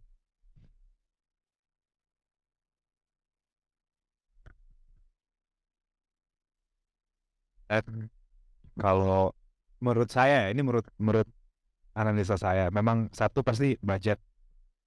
Yang kedua memang kalau ngomong science fiction kan kita harus nerapin science di dalam fiksi kita kan. Saya ini masalah ya. Iya, saya punya pengalaman waktu itu sama Mas Rako waktu itu bikin Bangkit. It's a disaster movie which is mendekati lah. Itu pun cukup banyak ya gitu karena emang balik lagi ke kita ngomong sesimpel development deh gitu. Kita hire scriptwriter dikit. Ini mungkin nanti kita bahas ya Mas ya. Dikit sekali yang penulis di kita. Jadi kayak kita mau hire satu penulis, dia udah harus jump in ke another project untuk apa? Untuk in order to survive aja sebenarnya. Dan itu dari sisi produser kayak kita pengennya, ayo dong, kamu lock dong di saya sekian bulan untuk fokus nulis. Pada akhirnya risetnya aja nggak kuat. Nah mungkin kalau nyambung ke science fiction ya, itu kan risetnya harus panjang ya. Dan harus dedicated untuk satu orang gitu. Kecuali dan ya balik lagi banyak mahasiswa film juga yang kayak filmmaker favorit kalian siapa? Christopher Nolan. Oke, tapi kalian nggak mau bikin Nolan kan? Karena kalau dia mau bikin Nolan, kita diajak produser untuk bikin gaya yang kayak Nolan. Kalau saya sih nggak sanggup ya, karena itu harus emang environment bukan di sini. Even di era apapun sedikit sekali kalau ngomongin science fiction pasti larinya ke animasi minimal gitu. Di Amerika yang memang udah bisa, yang udah dari tahun 30 udah bisa dibilang mature, yang memang industrinya udah mature. Ya itu tadi dari hal yang spesifik kayak kok scriptwriter sedikit. Ya orangnya memang sedikit, mereka harus jamin ke project-project lain dari yang paling esensial aja udah sulit. Gimana mau dinaikin ke produksi sampai VFX dan lain-lain. Walaupun mungkin kalau dipelajari satu-satu kita udah bisa. Yang nulis ada, yang VFX bla bla bla ada. Cuman kalau udah bikin film kan kompleks ya, dari hulu ke hilir. Ini sih saya sebelum percaya untuk bisa bikin modal. Aku tambahin dikit ya.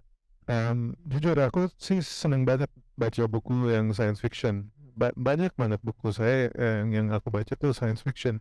Tapi it's a big bet di Indonesia tuh, it's a very big bet karena karena belum banyak sebelumnya, artinya belum ada yang sukses sebelumnya, artinya resiko yang cukup besar. Kita nggak tahu marketnya tuh ada nggak di Indonesia untuk film science fiction.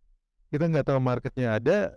Di samping itu budgetnya juga akan besar, investmentnya besar, itu butuh waktu yang cukup banyak. It's a world building, dan harus rapi gitu kan. Sedangkan di samping itu kita bicara bahwa compelling story itu yang relatable, yang orang tuh gampang masuk ke cerita itu, gampang merasakan bahwa itu gue, atau itu aku kenal banget tuh, selalu ada gue yang kayak gitu di sekolah aku gitu kan.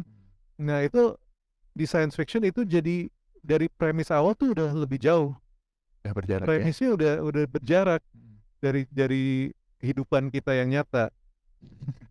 Iya. Benar ya? Betul. Nah, tapi aku nggak menutup pintu ya. Di Netflix juga sempat coba, mereka bikin yang kayak itu AI, yang kayak ada film siapa ya? Ya, itu Chico Jericho yang main tuh nggak salah. Yang itu. Gitu Gue kan? tahu. Tahu. Nah, mereka bikin Iya, iya. itu kan science fiction jatuhnya. It's not real, itu konsepnya juga ada yang baru. Tapi mereka sendiri belum nyoba lagi setelah itu kan. Itu kita hanya bisa mencoba, dan jujur di bioskop tuh produser nggak berani ngambil resiko sebesar itu. Makanya yang masih mau coba tuh streaming. Bahkan di TV pun nggak akan ngambil resiko itu. Mereka tahu penonton mereka yang setia itu nggak ke situ arahnya. Itu bukan makanan sehari-hari mereka. Gitu sih. Padahal dulu di TV ada lorong waktu. Ya kita juga bikin Gerhana misalnya kan. Gerhana oke, ada science fictionnya, tapi kan kita tetap bikin relatable gitu kan. Fokusnya kan lebih ke drama sehari-harinya gitu ya. Jadi kalau misalnya ngomong soal science fiction sih, saya juga curiga ya soal marketnya ada atau enggak. Seberapa saintifik sih kita? Gitu. Marketnya ada seberapa besar market? Seberapa besar ada ya. Ini tuh ya. Dan Kurang dijawab satu lagi, apakah kita bisa bikin sebagus Hollywood? Ya, kalau Dun. budget ya. Dun misalnya science fictionnya kan itu world buildingnya udah cukup ini, bukunya udah dari kapan, udah berapa 8 buku kalau nggak salah, lebih kalau kita hitung penulis barunya. Apakah kita bisa, yang sanggup nggak secara budget, secara waktu kita bikin film selama itu gitu? Bednya terlalu besar, jujur saat ini ya. Iya. Tadi udah disampaikan juga untuk beberapa poinnya. Secara SDM dan sistem kerjanya itu, kalau untuk TV terutama, kita belum menemukan workflow yang tepat dan budget yang tepat. Ada tim effects, tapi standarnya itu masih belum terlalu berubah dari mungkin 10 tahun yang lalu. Sedangkan penonton udah terbiasa nonton Marvel. Bayarnya juga tiketnya sama kok, 35.000 sampai 50.000 juga. Jadi ketika dikasih lihat Gundala, Sri Asih, Virgo, ya nggak bisa dibandingkan. Budgetnya beda jauh. Mereka berapa ratus orang visual effect di seluruh dunia. Bahkan perusahaan Indonesia yang di Batam pun ngerjain buat mereka juga. Ya harganya harga US dollar udah. Kita gimana mau pakai? Contohnya. Dan that's Jarnya susah, ekspektasinya udah sama. exactly. Jadi tapi itu sesuatu yang menarik sih. Mungkin bukan science fiction seperti Star Wars yang relate kali ya. Tapi di Indonesia itu dulu pernah jalan juga di TV, Ganteng-Ganteng Serigala atau Mermaid in Love. Mungkin ada yang pernah dengar dan pernah nonton gitu. Apakah itu science fiction? Ya kalau di kita fantasi lah. Nah, tahun lalu kita coba buat dan nggak tayang. Karena waktu saya lihat, masih kayak Ganteng-Ganteng Serigala nih. Yang pasti penonton udah nggak mau. Karena mereka minimal mau nontonnya udah levelnya The Flash. Efeknya mesti minimal seperti itu. Pas kita cek, nggak ada orang yang bisa mengerjakan itu dalam bentuk stripping tiap hari tayang. Mungkin di Amerika pun nggak ada yang bisa ngerjain itu dalam bentuk stripping. Nggak ada. Ya kan mereka kan bikinnya seminggu sekali, budgetnya gede, gitu kan. Bisa outsource sana sini. Kita 5 orang gitu kan. Tiap hari lu harus bikin gitu. Gimana caranya? Jadi ada challenge-challenge seperti itu. Dan relatability itu sulit sih. Karena kalau misalnya di TV terutama, penulis itu jago dalam 2 subjek. Karena relate ke mereka untuk kehidupannya mereka. romance, dan religi. Nggak usah ngomong science fiction, kedokteran kita juga belum punya, law belum punya. Banyak sekali genre-genre yang nggak ada di sini. Kenapa? Nggak ada penulisnya. Dan sutradaranya juga nggak ngerti. Kalau suruh bikin kedokteran, nanti infusnya dipasang di mana gitu kan. Itu sering tuh Kacau tuh. di mana-mana itu. Nggak detail. Jadi waktu nggak detail, tadi kembali lagi, udah mau nangis, tadi infusnya nggak dicolok sih. Jadi kita fokusnya udah ke yang aneh-aneh sehingga buyar konsentrasinya. Terima kasih, ini menarik sekali, ini kayaknya nanti mengerucut ke pertanyaan paling utama nanti ya.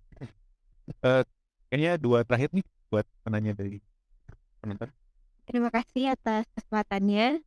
Salam kenal, saya Arisa Pelawanti, seorang freelance scriptwriter juga. Mungkin di sini kita bisa kenalan.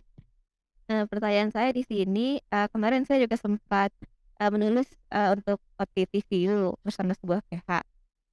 Dan kemarin proses cukup cepat, dari bulan Januari sampai Maret baru tayang, dari tulis sampai tayang.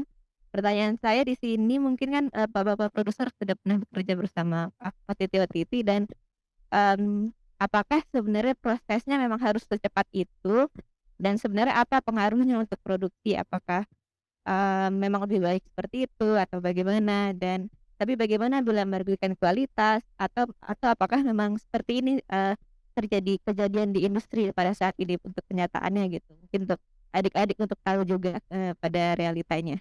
Saja, terima kasih. Kasih dari waktu itu sama View ya.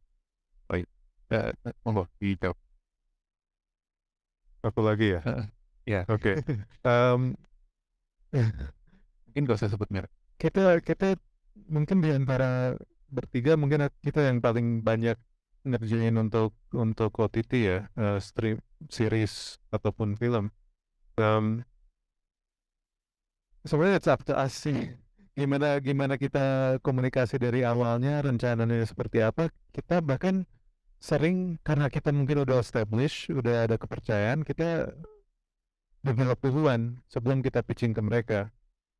Kita misalnya wedding agreement atau yang perfect series atau yang lain tuh, kita licensing modelnya, kita udah produksi duluan sehingga udah jadi, baru kita tawarin ke OTT siapa yang mau ambil. Tapi ya itu kembali ke resiko kan, it's a big risk gitu kan. Ada juga yang misalnya kita akan bikin ke depan, mungkin kalian udah pernah baca Rapi Jali, itu kita lagi develop, tapi karena itu resikonya cukup besar, kita udah nyari OTT partner dari awal.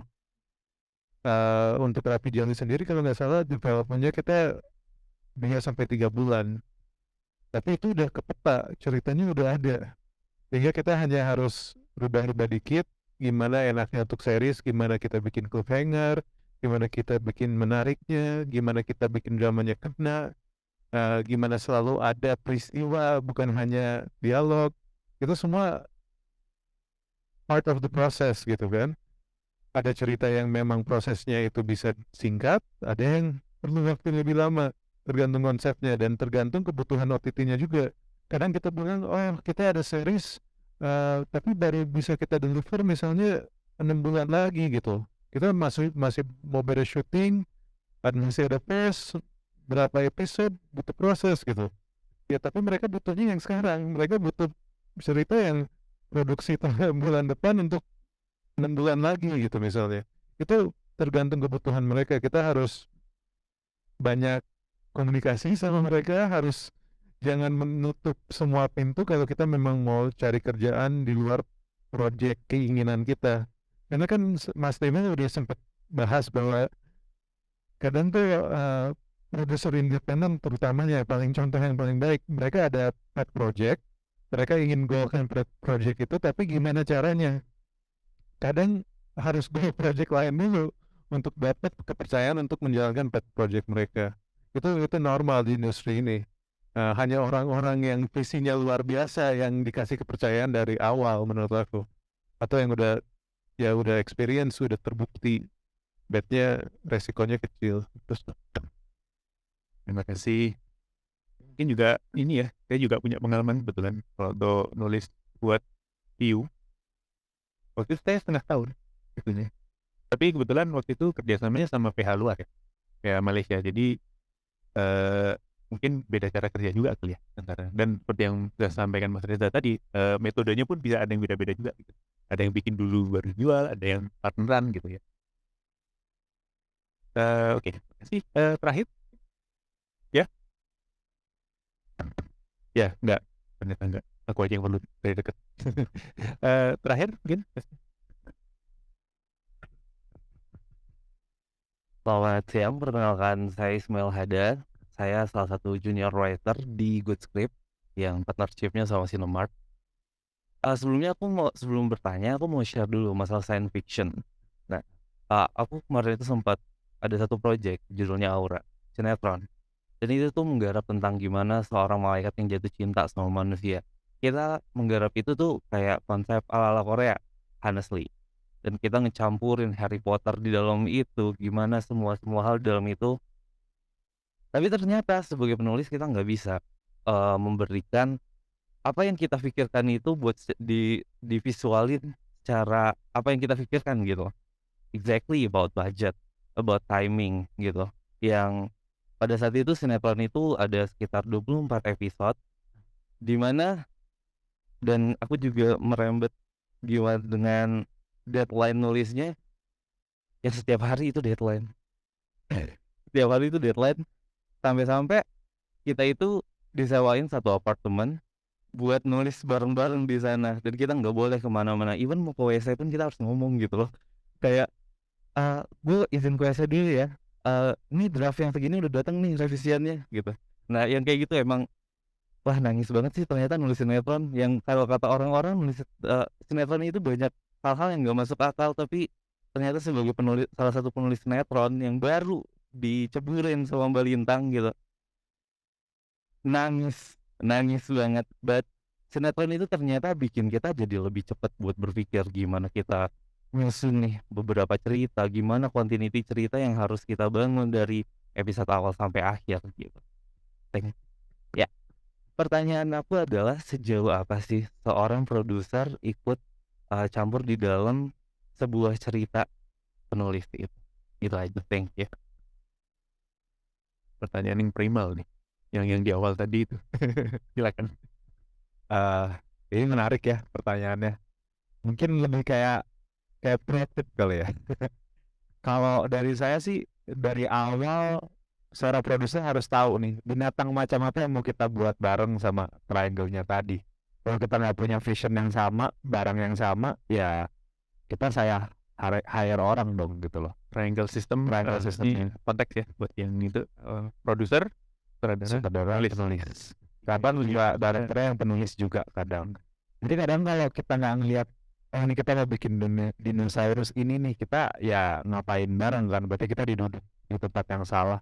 Kemudian mungkin nyambung ke pertanyaannya gimana sih caranya gitu. Sebenarnya caranya di sini kan mungkin posisi produser yang punya in some way tanda kutip punya power ya in terms of mungkin budget, mungkin bisa yang lain-lain. Cuman memang ini agak-agak invisible hands kali ya. Jadi kadang-kadang kalau saya independent producer ada beberapa hal yang kayak caranya saya cuma pengen ini kayak kurang asik gitu. Ntar lama-lama dia cari sendiri gitu. Tapi kadang-kadang ada cara lagi kayak ya udah biar orang lain yang ngomong, kita tes ke orang paham nggak gitu.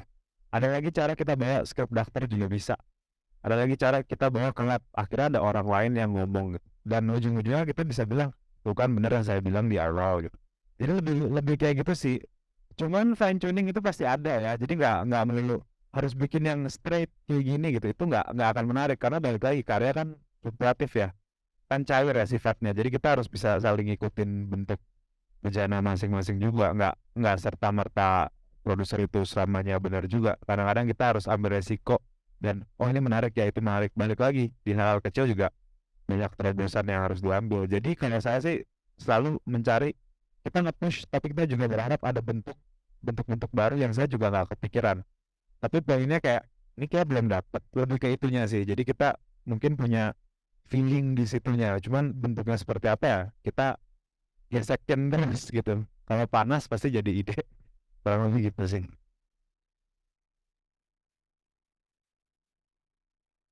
Kalau dari saya sendiri zero involvement. Tadi kembali lagi karena soal salah-salahan tadi. Jika misalnya saya masuk, kayaknya ini bagusnya begini deh, hasilnya nggak bagus. Pak David kasih masukan sih tadi, gitu kan. Biasanya begitu. Dan saya juga sadar diri bahwa saya juga bukan dari industri, saya dari orang keuangan, jadi kecemplung juga bisa dibilang beberapa tahun terakhir, sehingga setiap kali saya baca cerita saya selalu membayangkan itu bagus. Sedikit sekali cerita yang menurut saya itu nggak bagus, karena dalam pikiran imajinasi saya itu bagus. Tapi waktu jadi, contohnya Aura tadi, kok begini sih? Apa udah harus tayang? Ya udahlah, jebret gitu. Nah, itu yang menjadi problem. Makanya saya daripada pusing, lebih baik saya fokus ke rekrutmen aja orang-orang yang niat nih. Orang-orang yang nggak akan membiarkan barang itu kelihatan jelek. Dan itu ada orang yang cuma mau cari duit doang. Ya kan, gue udah butuh duit nih, stripping bagus lah, dapetin harian gitu kan. Ya udah stripping aja gitu. Tapi ada yang nggak boleh, ada nama gue di situ. Kalau jelek gue nggak mau tayangin. Nah itu orang-orang yang saya mau tuh, yang kayak gitu-gitu. Karena dia akan gila-gilaan, nggak tidur, cari orang visual effect, kontak orang luar negeri, dia apa? Gimana caranya supaya kinclong-clong waktu muncul? Karena namanya dia ada di situ. Jadi dengan orang seperti itu saya nggak mau ikut campur. Udah lu bikin aja. Mungkin style juga berbeda. Kan udah ada 2 viewpoint ya. Satu hands off karena dia udah lempar jobnya ke orang yang dia percaya. Ada juga yang kalau kita kayaknya lebih mirip ya. Kalau Pak Chan Parus selalu bilang produser jobnya is every job that you need to do to make the movie run. Everything. So kalau memang produser, direkturnya visinya lemah di sisi mana, ya kita harus melengkapi. Script writing-nya kurang di bagian mana, ya job producer untuk memperbaiki. Karena siapa lagi? Gitu. So bahkan dia di editing pun ikut edit, ikut cutting, dia pergi ke Bangkok ikut grading, ikut sound designing. Itu up to you. It's up to you and the director and the scriptwriter to decide perannya tuh seberapa besar. Dan kadang di awal itu kita pikirnya hanya sedikit, di akhir ternyata lebih enak gitu kan. It's normal gitu, karena kan rencana kan berubah, kebutuhan juga berubah, and pada akhirnya kita semua kan pengen bikin film yang bagus atau karya yang bagus. Somebody has to step up. Ya siapa lagi kalau bukan produser yang tanggung jawab balikin uang, kita yang paling secara financial ya, paling ada tanggung jawab ya gitu sih. So do anything you need to do. Ya lebih baik sih satu pendapat tapi sama yang lainnya gitu sih. Jadi sebenarnya produser kalau dilihat dari kru di lapangan kayak ini orang kerja apa enggak sih? Padahal sebenarnya kita mikirin semuanya dan kita yang nambah semuanya. Kayak saya pribadi tadi involvementnya, saya awalnya lebih suka dari belakang, dari editing. Lama-lama, misalnya editing skripnya biasa aja, pas editing kan kita jadi naikin levelnya. Lama-lama capek juga nih kalau kita harus editing mulu. Lama-lama kita ke depan jadinya. Ya tadi yang Pak Reza bilang, kita nggak bisa ngambil di sini, kita harus ngambil di depan juga nih. Lama-lama ya ke skrip di depan ya. Ada depan. Jadi sekarang ya mulai dari depan sampai belakang. Kayak dulu saya belakang terus, lama-lama tengah, lama-lama sekarang depan juga. Jadi mau nggak mau gitu. Terima kasih. Ini pertanyaan terakhir dari saya sekaligus buat menutup closing statement kita. Mudah-mudahan ini menyimpulkan semuanya gitu ya. Tadi kan kita udah sempat ngomong soal keragaman dan bagaimana ekosistem itu, bagaimana keragaman itu sehat untuk ekosistemnya. Saya ingin nanya ke para produser ini, selaku orang-orang yang bertanggung jawab tadi dari awal sampai akhir gitu ya, yang bertanggung jawab soal finansial apa segala macam, meskipun kelihatannya nggak kerja ya di mata para kru. Di mata para kru kayaknya cuma merintah-merintah doang, tapi mereka yang tanggung jawab gitu. Mereka yang memegang tanggung jawab. Ada nggak di pandangan teman-teman produser di ekosistem perfilman Indonesia, apa sih yang harusnya ada? Apa sih yang dirasa kurang? Apa sih yang dirasa belum ideal untuk kesinambungan film Indonesia untuk sustain gitu, ada terus dan sehat, ada terus. Mungkin ini bigger picture-nya. Sebagai orang yang berkecimpung di situ kan mungkin terpaksa lihat juga bigger picture-nya gimana. Ini bisa satu diskusi sendiri sebenarnya. Iya, iya. Sebenarnya emang kalau ngomong Mungkin problem ini kayak kunci buat diskusi berikutnya. dari hulu ke hilir ya. Cuman kalau yang saya rasain tadi misalnya hulunya ya, tadi saya udah bilang saya mau develop script aja, scriptwriter udah lompat ke yang lain. Itu kan saya jadi nggak bisa diskusi dengan enak. Jadi artinya memang pekerja filmnya belum banyak. Banyak yang belum menyadari bahwa menjadi kru, menjadi penulis, menjadi apapun itu satu yang livable ya, begitu. Itu yang sebenarnya saya cita-citakan. Tapi memang kadang-kadang saya masuk film juga sebenarnya kecemplung, bukan yang saya belajar sekolah film terus bla bla bla, enggak. Saya baru sekolah film benerannya tahun kemarin ke Korea sekolah karena emang pengen tahu sebenarnya esensinya ada nggak sih. Oh ternyata ada, tapi kan kita nggak punya banyak institusi untuk itu, dan makanya seneng kita diundang masa untuk tahun ini ya udah mulai membuka. Jadi harapannya sih pertama kalau dari saya dari dulunya pekerja filmnya dulu deh yang banyak, karena juga kita juga mulai fatigue, banyak yang udah lompat ke sana kemari gitu, nggak bisa dipegang. Kadang-kadang film produksinya 30 hari mundur, kita lepas krunya, jadi kadang-kadang cari nggak ada lagi gitu. Cuman kalau dari hilernya saya lebih mikir gimana caranya semua produser khususnya film ya itu untuk menjaga kualitinya masing-masing sih. Karena kalau mau dibilang based on statistik, film kita kan kemarin KKN tuh 10 juta ya Pak ya, around 9, 10, mungkin Avengers 12, sedangkan penduduk kita 275 juta. Nah kalau di Korea, kalau di Thailand itu mereka udah mencapai, let's say penduduknya 80, mereka udah punya 8 juta penonton, artinya 10%. Berarti harusnya kita optimalnya 27,5 juta box office rate-nya. Cuman kita belum nyampe.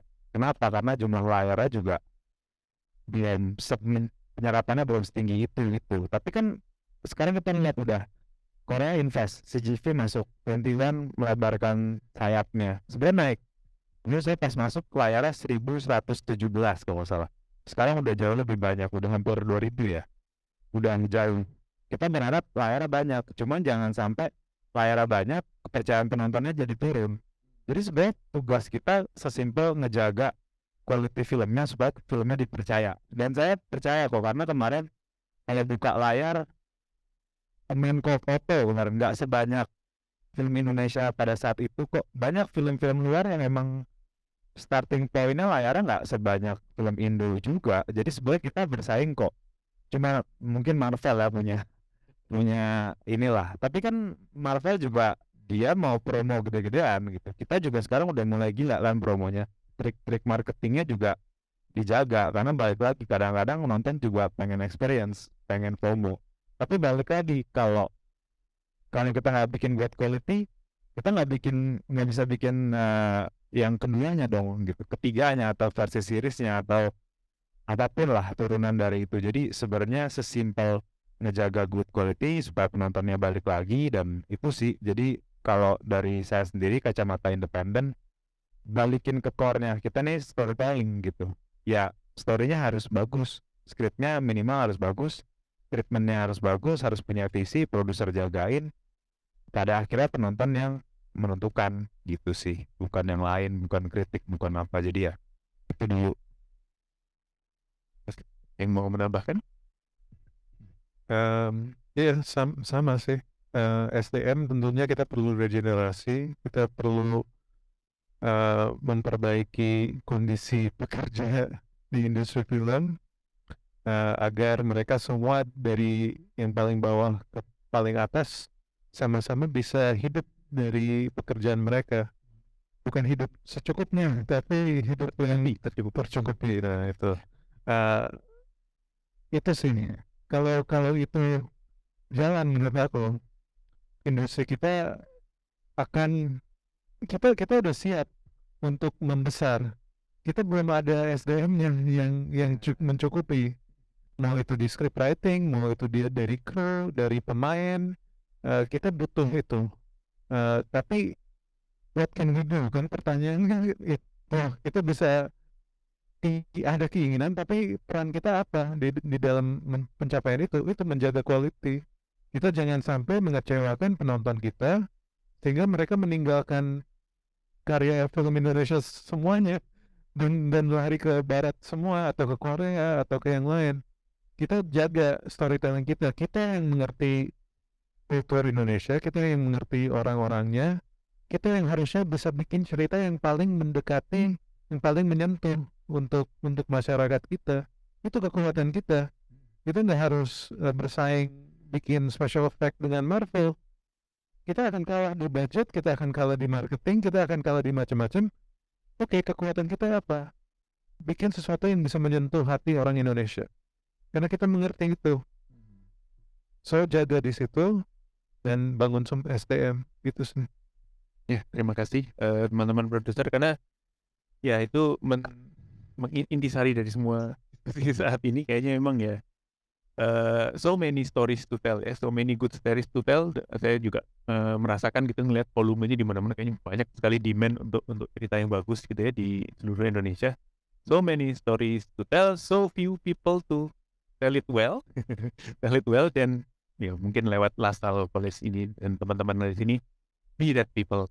Jadilah orang-orang yang akan menceritakan itu. Terima kasih semuanya teman-teman atas kehadirannya, dan terima kasih teman-teman produser atas ilmunya yang berharga.